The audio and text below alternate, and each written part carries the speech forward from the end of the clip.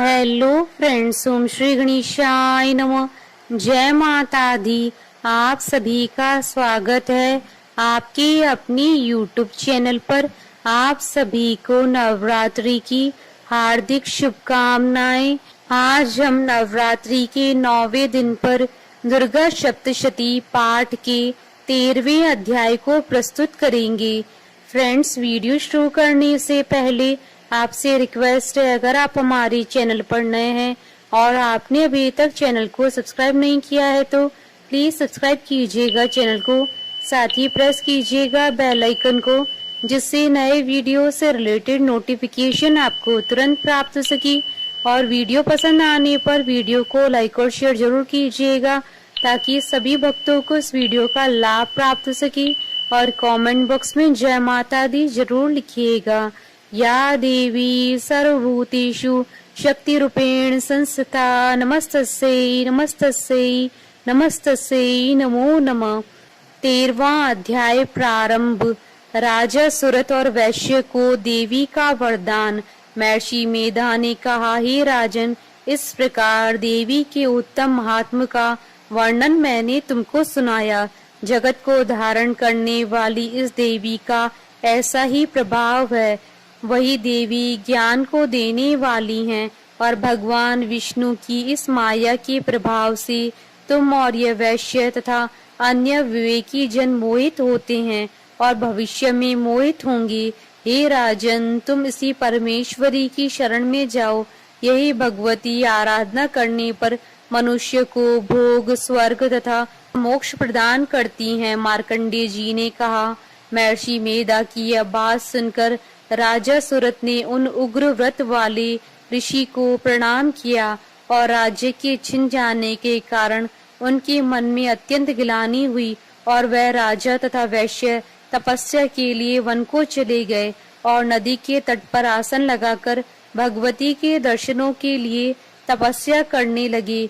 दोनों ने नदी के तट पर देवी की मूर्ति बनाई और पुष्प, धूप, दीप तथा हवन द्वारा उनका पूजन करने लगे। पहले उन्होंने आहार को कम कर दिया, फिर बिल्कुल निराहार रहकर भगवती में मन लगाकर एकाग्रत पूर्वक उनकी आराधना करने लगे। वह दोनों अपने शरीर के रक्त से देवी को बलि देते हुए 3 वर्ष तक लगातार भगवती की आराधना करते रहे। 3 वर्ष के पश्चात जगत का पालन करने वाली चंडिका ने उनको प्रत्यक्ष दर्शन देकर कहा, देवी बोली, हे राजन तथा अपने कुल को प्रसन्न करने वाले वैश्य, तुम जिस वर की इच्छा रखते हो वह मुझसे मांगो, वह वर मैं तुमको दूंगी, क्योंकि मैं तुम पर अत्यंत प्रसन्न हूँ। मार्कंडेय जी कहते हैं, यह सुन राजा ने अगले जन्म में नष्ट न होने वाला अखंड राज्य और इस जन्म में बलपूर्वक अपने शत्रुओं को नष्ट करने के पश्चात अपना पुनः राज्य प्राप्त करने के लिए भगवती से वरदान मांगा।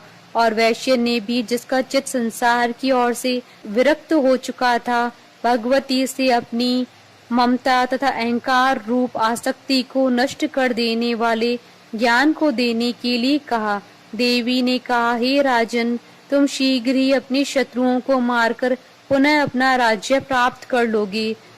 तुम्हारा राज्य स्थिर रहने वाला होगा। फिर मृत्यु के पश्चात आप सूर्य देव के अंश से जन्म लेकर सावर्णिक मनु के नाम से इस पृथ्वी पर ख्याति को प्राप्त होंगे। हे वैश्य कुल में श्रेष्ठ, आपने जो मुझसे वर मांगा है वह मैं आपको देती हूँ।